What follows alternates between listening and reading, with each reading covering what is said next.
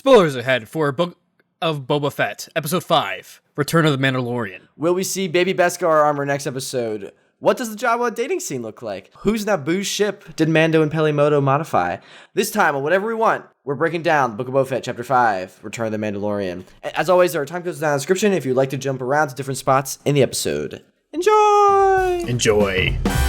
Welcome back to Whatever We Want, where we talk all media, movies, TV shows, video games, and beyond to give you the most interesting behind-the-scenes insights, filmmaking techniques, and more. I'm Jake. I'm Daniel. And without further ado, let's jump into the show. We thought this whole series was going to take place on Tatooine, and honestly, I was okay with that. And then the Mandalorian came in, it was like, hold my blue milk. Honestly, dude, okay, here's the thing. The whole last episode of our podcast, we talked about, like, why, like, maybe Mando should, like, take more time to get in here, because we had the feeling he'd, like, steal the show. Which isn't a bad thing, because I love this episode, but he totally stole the show. Dude, this whole episode was great. I loved, like, Bryce Dallas Howard killed it. She did some episodes of The Mandalorian. She directed it, and she also now directed this. She's also Ron Howard's daughter, which is cool. But yeah, dude, there's so much, like, the pod racing parallels, like, the gate is still broken.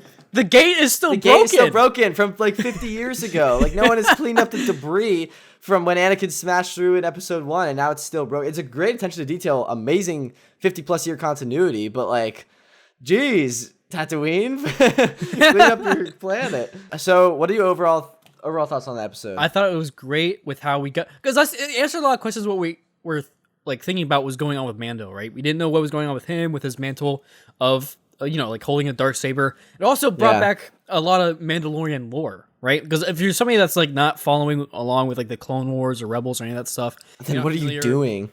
Like, well, yeah, what are you doing? Like, come on. But no, like, if you're not familiar with, like, the Night of 1,000 Tears and, like, the actual, like, the travesty of what happened there on Mandalore and, like, all the, like, actual lore.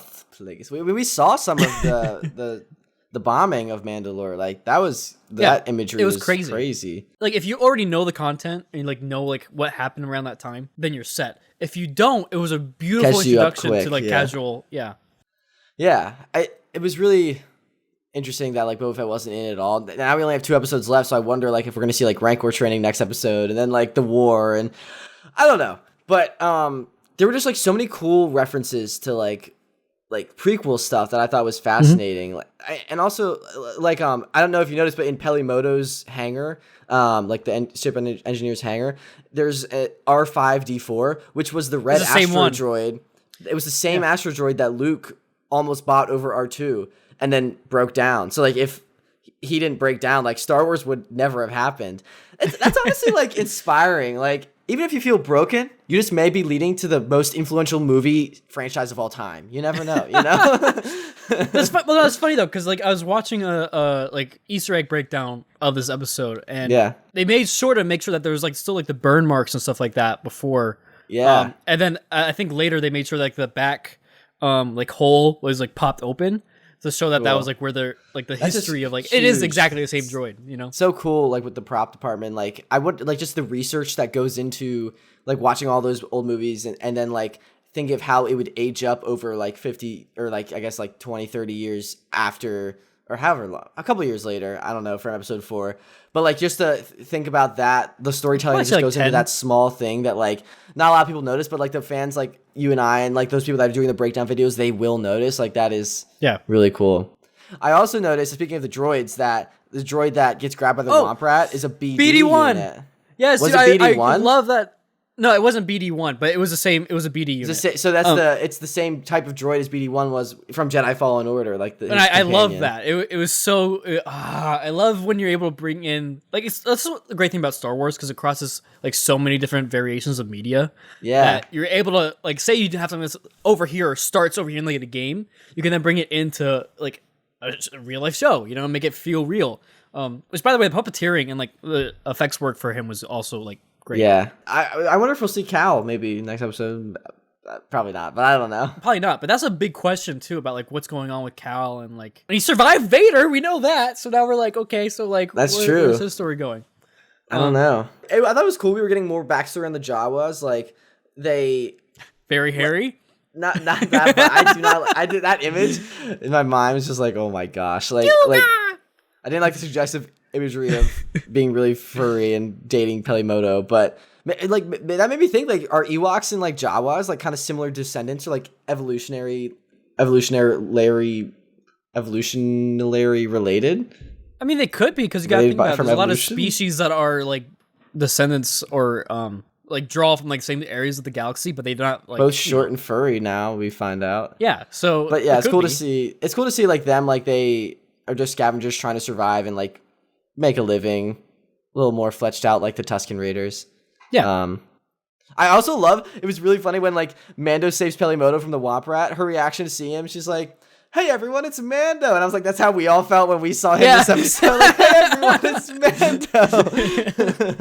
Which, by the way, dude, even the beginning scene in like the butcher shop, yeah, dude, it was freaking brutal. That I also love butcher shop. Oh, I love how he's still getting used to the blade too, and how he cut himself. Yeah, yeah. Well, that's that whole like just storyline of, and like it goes back into like he's fighting against the blade and like still not like using it, and it makes it like heavier. That's very apparent and very well done throughout the whole episode. I thought that was really cool, and we'll get into that. But like the shop he's in, the butcher shop, I think in the concept art you can see it's like they're nerfs, which if you remember, like that's the like thing, the animals that are hung up like being like they're gonna be turned into food. And if you remember, that's what like Leia referred to Han, like a nerf herder, scruffy looking nerf herder. So like those are the nerfs according to the concept art. So that was cool. Well, those are the nerfs and those are nerf butchers, but like scruffy looking nerf butcher. That'd be a worse. Yeah, honestly. Yeah, but it's interesting. Like he's still bounty hunting, like seeing where he's at, and using his old skills. And then after that, like that whole fight in the beginning with the Darksaber was so sick. Because it's like, but then the long take.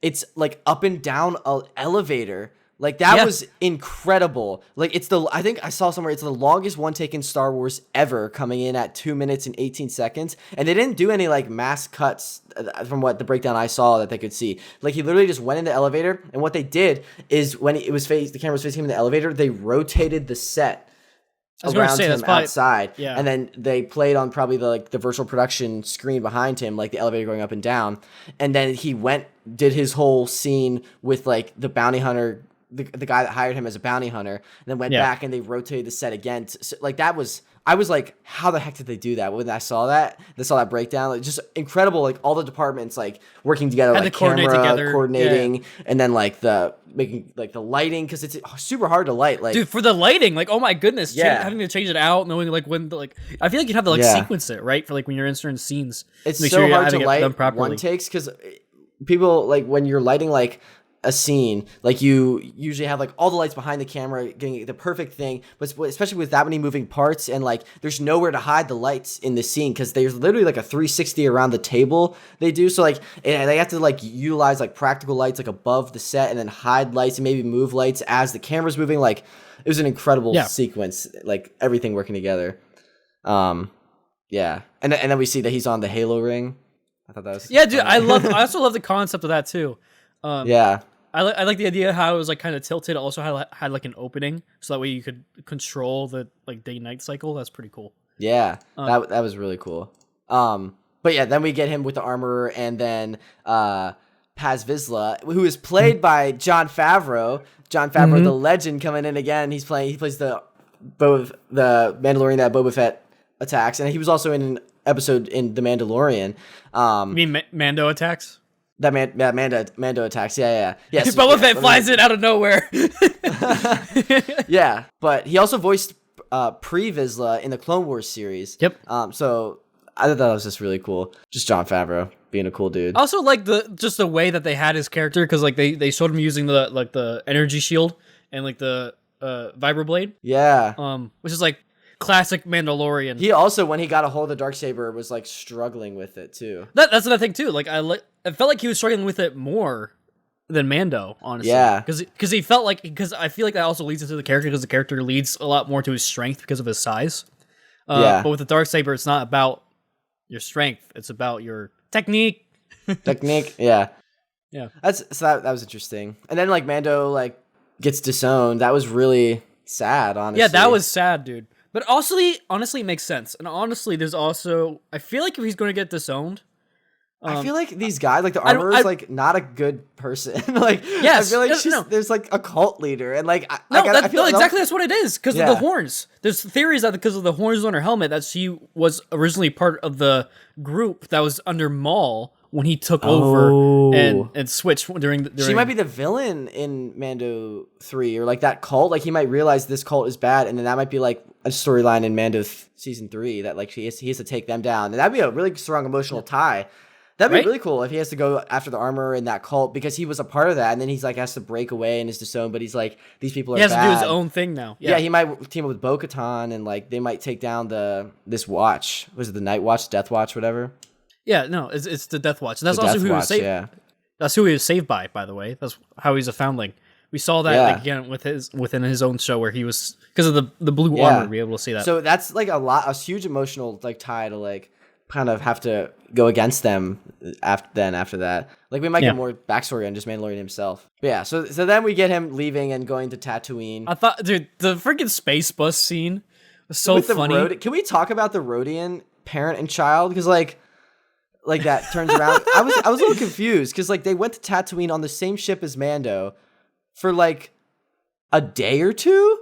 Because, like, when he leaves, the same kid, like, when he's, like, doing his test flight on the ship with, like, the Naboo Star Cruiser or whatever, they're on the ship leaving. So, like, did they go to Tatooine for, like, a 2-day holiday or something? I feel like if you're going to another planet, you're not going to go for a weekend. You're going to go for, like, a week or a few weeks, maybe, you know? Maybe like, Greedo, like...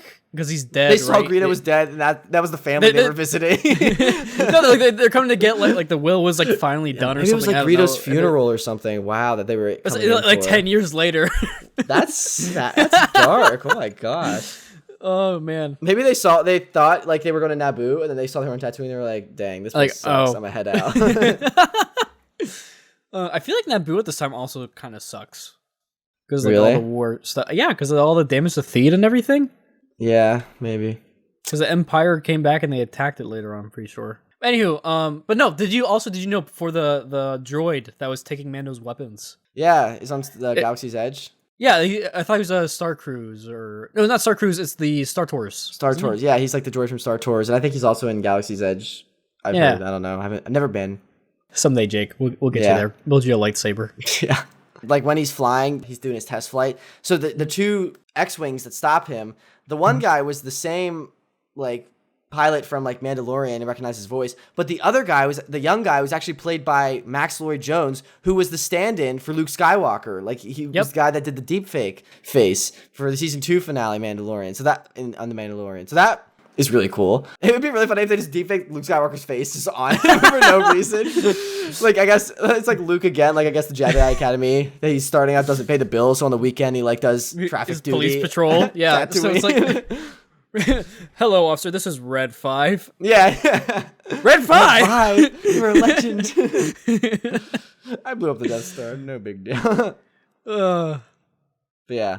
So I don't know. I just thought it was a great episode. Do you have predictions for next episode? I honestly kind of want to see Mando get the armor to. Actually, I don't know if they're going to be getting the armor to Grogu next episode, or if that's going to be like his next season. But what I do want to see, just in general, with Mando in the future, is him give Grogu the armor, to train with Luke. Yeah, how to use a darksaber.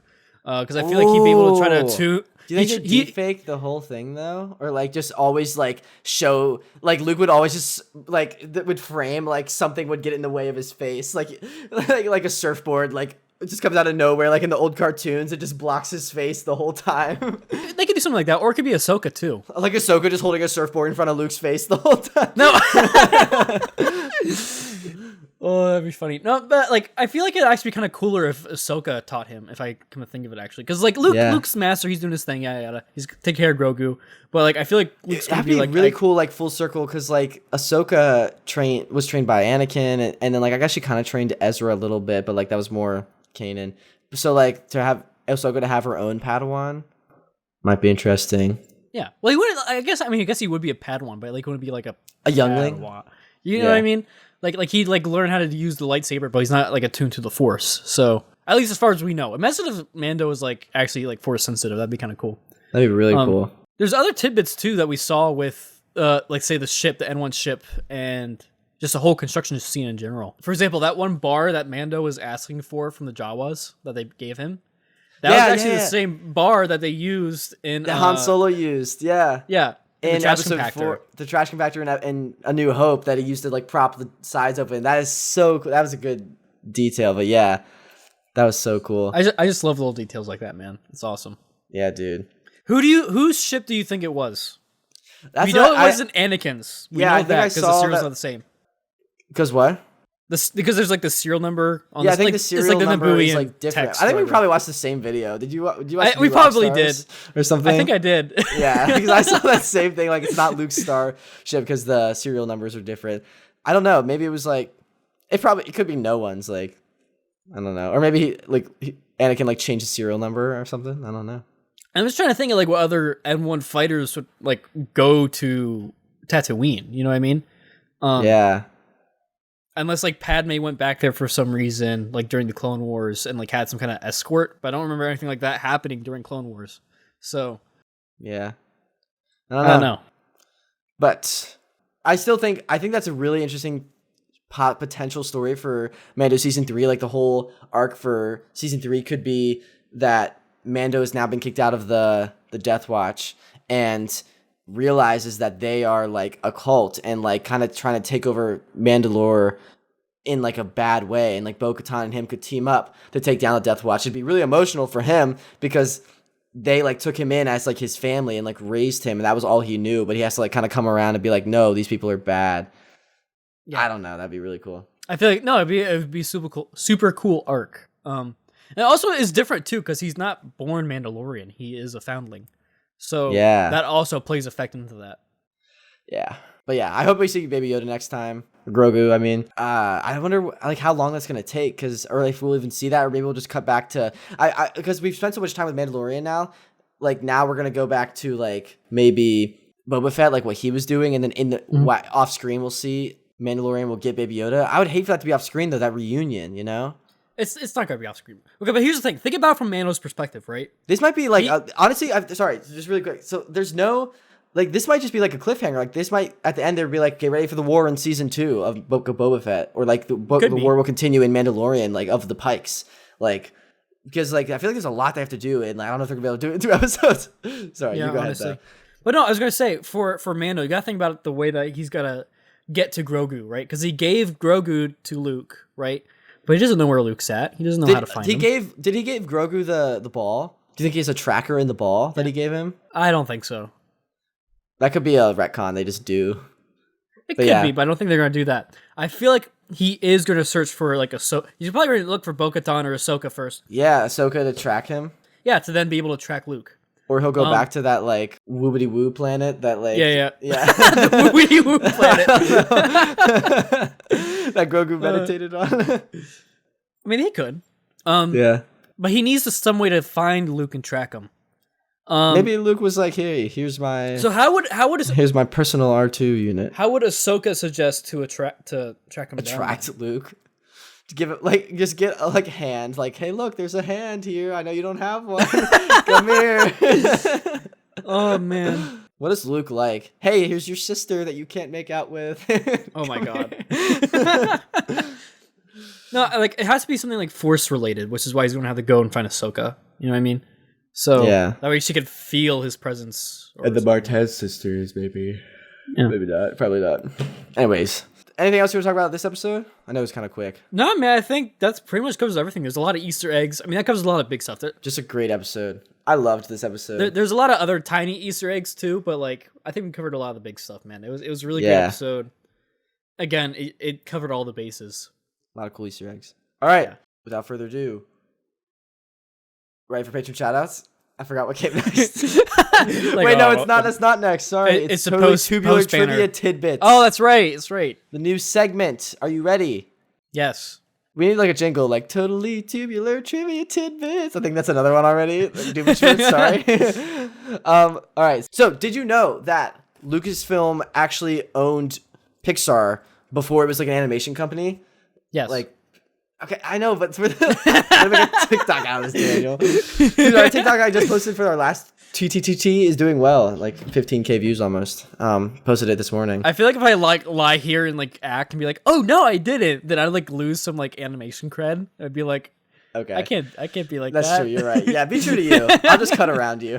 Yeah. Yeah, but anyway, yeah. So Lucasfilm, so Pixar started out as like a computer company. They were building computers, and then George Lucas bought Pixar to build computers for him to do visual effects for the prequels of Star Wars and to like sell these computers to other visual effects studios. Well, these computers like never did well and like were just completely impractical and way too expensive for like the market, so no one bought them. And like George Lucas was like, I need to get rid of Pixar. And then Steve Jobs comes and swoops in and buys Pixar, and then it becomes the animation studio we know today after a few more years and like a lot of trouble with Disney, but eventually became Pixar.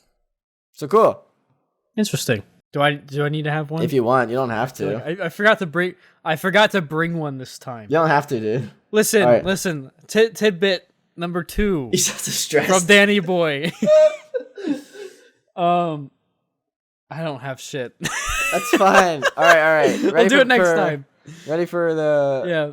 Wait. Also, sorry. So before we get into Patron Shoutouts, we are actually super excited. We just recorded an interview with a Foley artist that worked on Book of Boba Fett and has also worked on just a bunch of other amazing projects. And she has some great insights on what it is to be a Foley artist. A lot of wisdom too. A lot of experience. For people that don't know, Foley artists, they like go into like a sound studio and they like literally just like make sounds that like go over the film. Like if someone like doing footsteps, they will like walk in different shoes on different surfaces. It's really fascinating. But yeah, so look forward to that in a few weeks after we finish up Boba Fett. Yeah, let us know what you think of that and other people you want us to interview. Yeah, that can be in the review or comment section, I guess. But yeah, so ready for the patron shoutouts? Yes, hit me with them. Cue the extra music. Boost. We got patron Lori, Frank, Rick, Lisa, Evan, Tony. Thank you so much for pledging the tier. The keys to this shout out. If you would like to support us over on Patreon, the link is down in the description. You get the audio episode early, special benefits, cool perks like roll in our Discord, all that jazz, and more. Thank you to our patron supporters. And again, feel free to leave a review or a comment. We do have a comment on our latest Boba Fett episode from the amazing Carson. He wrote, he's not really a Star Wars guy, but he has got to start watching the movies and TV shows. So yeah, would love for you to do that and like chat with us about Star Wars. We love talking about it. Anyways, that's all I had. Ready for the introduction? Yep, gentlemen, win. When? We just talked about whatever we want to talk about, and now we're done.